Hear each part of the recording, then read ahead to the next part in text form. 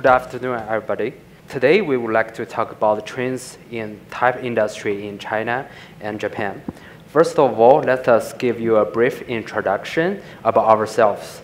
My name is Tao. I'm a type designer in Monotype China. I'm based in Shanghai, and I mainly design Chinese and Latin.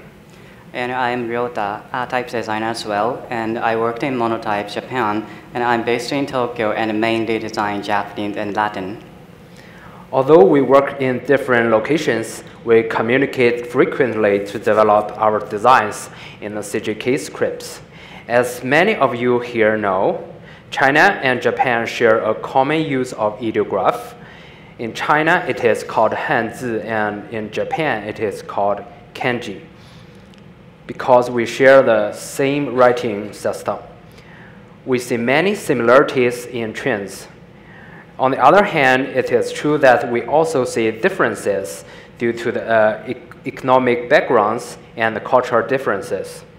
Today, we will explore these similarities and differences by illustrating examples of what we have discovered in our daily lives and in our works. First, let's take a look at the streets of Shanghai, China. This is Nanjing Walking Street, one of the most crowded places in Shanghai. As you can see, many brushstroke typefaces are used in China. From left to right, there's a watch store, a food store, an optician, and a winery. Now look at to the right. There's a restaurant and another food store. The interesting thing is that they all use brushstroke typefaces, which are widely used in signs across various industries due to their attractiveness and reliability. All right, so next, let us take a look at the streets of Tokyo. This is Shinjuku Kabukicho, one of the most crowded area in Tokyo, or I would say in Japan. First of all, there is a big difference between China and Japan in terms of typography. The most significant difference is the use of hiragana and katakana as well as ideographs.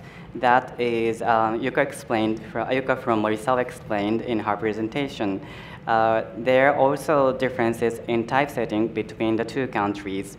Vertical typesetting can be seen in China in limited spaces, such as the signboard that Tao showed us earlier. But in China today, typesetting is basically done horizontally. In Japan, on the other hand, both vertical and horizontal typesetting are used. In this picture, for example, this is the horizontal typesetting, and this is the vertical typesetting. Both typesetting is used flexibly, depending on the situation. Now, let's take a look at the differences between China and Japan in terms of the typeface used. As you saw earlier, many brushstroke typefaces are used in China, whereas here, many sans-serif typefaces are used in Japan. Of course, it is easy to imagine that in places like Kyoto in Japan, for example, where there are many historical buildings, brushstroke typefaces are often used. But in places like Tokyo, where there is a rapid turnover of the signs in the city center, sans-serif typefaces may tend to be used more as they are clearer and eye-catching. What China and Japan have in common, besides ideographs, is that Latin alphabet is widely used.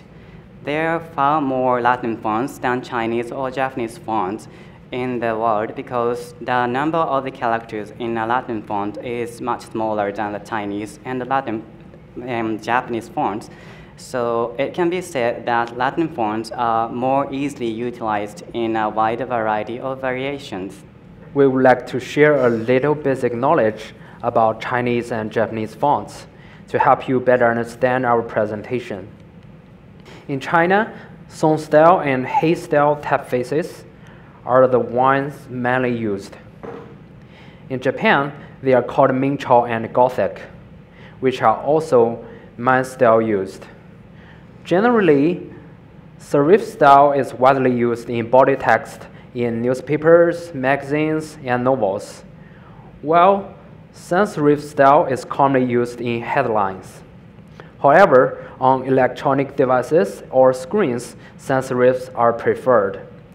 There are also brushstroke typefaces and display typefaces, which can be used in different ways to enrich the graphic expression. Hey-style and Gothic are combined with sans serif font, while Song-style and Ming-Chao are combined with serif font. Despite China and Japan share the use of ideographs, some characters are written differently. China and Japan have different standards for writing. The interesting thing is that although they are written differently, people across different regions can recognize them all. Ideographs can be designed with large or small counters. Those with large counters will give a solid industrial impression because there will be fewer gaps between letters when they are typeset. On the other hand, those with small letters often give a more human impression, more like handwritten text. Recently, both in China and Japan, typefaces with small counters tend to be more common.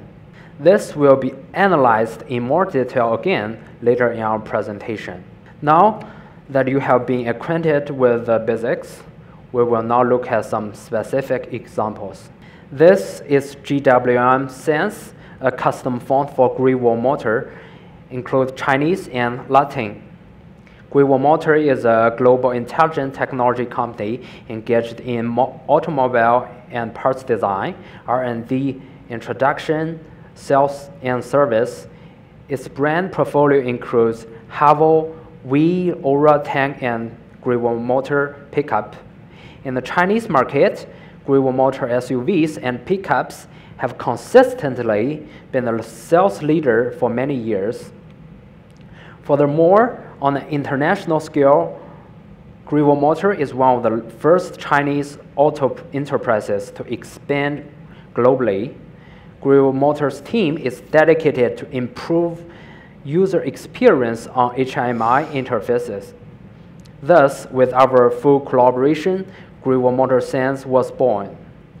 At the end of last century, due to the advent of computers, low-resolution screens made it challenging to display sans serif Chinese characters, leading to the creation of typefaces with large counters. Today, ideographs with large counters remain popular in China's automotive and industrial industries. However, this style inherently poses readability issues. The humanist style trend is gaining momentum in China. Great Wall Motor Sans combines a humanist skeleton with minimal strokes and middle-sized counters to achieve balanced spacing and enhanced reliability on screens. Please look forward to seeing examples of actual use when the official version is released. China's auto companies are developing rapidly, with typefaces playing a crucial role in improving the user experience. And speaking of the automotive industry, there is an interesting example of a custom font in Japan. BITS10 is a large tire company with branches all over the world, and we created this custom font for them in order to create a unified international branding. It was a big project that took several years to complete, starting with a company-wide discussion about the importance of the font and ultimately developing a condensed font and a wide range of weights. In Japan, where the design world has matured in some ways, projects often proceed with caution, and the BITS10 project is one such example. This is also different from China, where projects move forward at great speed.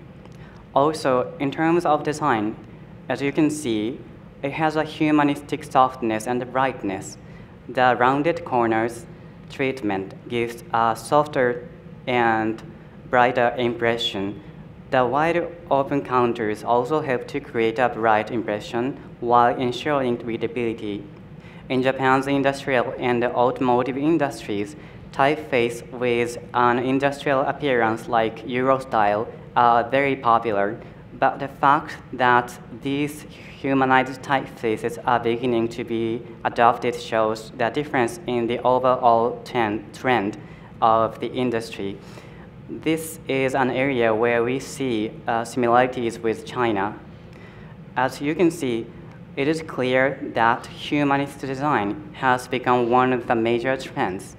Tuscany Gothic, released in 2017, was designed to match Neue Frutiger and is now one of the most representative Japanese typefaces. Here is an example of how sans-serif typeface design in Japan has changed over the years. From the 1970s to the 2010s, all of these typefaces are used in public places and other places where many people can see them. Gona, on the top, released in 1975, is a typeface with a large counter and letter face and a well-balanced overall density. Since its release as a font for photo typesetting, it has been used in many situations, such as train stations and street signs, and has become a familiar face. Next is Hiragi no Kaku Gothic. This typeface has been seen by many people since its release in 1993. This is a system font for iPhone and Mac. Recently, we saw it used as the sign font for Shinjuku Station, one of Tokyo's busiest train stations. It is a neutral-looking sans-serif with a smaller letter face than Gona and a slight handwritten impression. Finally, we have Tuscany Gothic, which we used as an example earlier, and which has a more humanistic design with a more handwritten feel than Gona or Hiragi no Kaku Gothic. Recently, Tuscany was adopted as the typeface for the signage system of the entire Shibuya ward, which has as many people coming and going as Shinjuku Station, and is visited by many international tourists. Once again, let's take a look at the three typefaces in comparison. By comparing them in this way, I think it is a little easy to see the changes in design. I think it is due to a combination of reasons due to the changing times, but one of the trends is the increasing demand for human-like and warm designs. Additionally, there is another reason why Tuscany is used in crowded urban centers such as Shibuya Ward is because of its multilingual capability. Tuscany includes Neue Frutiger, as I mentioned earlier, but instead of combining them as they are, the original Neue Frutiger has been enlarged and the baseline has been shifted downwards before merging. As is true of both Chinese and Japanese fonts, characters such as Chinese characters appear larger than Latin fonts because they are designed based on a 1,000 unit square. To improve this appearance, many designers combine Latin fonts by enlarging them. In addition, since the enlarged font appears to be slightly higher than the original, the baseline needs to be adjusted as well. Tuscany Gothic was designed to do this in advance and save the designer the trouble of using the font. Now let's see how Tuscany is put into practical use. In Japan, it's quite common to find signs written in both English and Japanese. Additionally, if you take a look at the bottom of the three panels in this photo, you'll notice the presence of three alphabet letters, N, H, and K, followed by kanji characters, ideographs, and then katakana, which is unique to Japan. Because of this usage, a high-quality Japanese typeface with many other places in Japan, high-quality Japanese typeface with both the Japanese and Latin parts of the typeface visually aligned is highly valued. And in addition, there are many other places in Japan where Chinese and Korean are written side by side with Japanese. So it would be commonplace in the future to produce high-quality typeface with multilingual development in mind. Now, of course, the trend toward multilingual development is not limited to Japan, but is also a challenge for China, which is experiencing a remarkable economic growth. Tao will now talk about the situation in China. All right. Let's take a look at this case. This is Mi Sans Global, a multilingual custom font of Xiaomi, which is a leading global technology company that focuses on creating innovative consumer electronics. Established in 2010, Xiaomi has quickly become one of the world's largest smartphone manufacturers, and it has gained a strong presence and a loyal user base worldwide. Monotype Studio designed Thai law and 9 Hindi scripts for Mi Sans, help them provide local services to all their users around the world. This is GFF Type, a custom font for famous first-person shoot game, Free Fire. Free Fire is a highly popular mobile battle royale game developed and published by Garena. It became the most downloaded mobile game globally in 2019 and has over 1 billion downloads on Google Play Store. Monotype Studio designed Latin, Thai, and several small languages for GFF Type, help Free Fire players around the world experience the most intense battlegrounds together. As you can see, in China, large companies in different industries are focusing on customizing their font. And unlike in Japan, most of the fonts you can see on the streets of China are free fonts. Paying for fonts is not yet a common practice in China.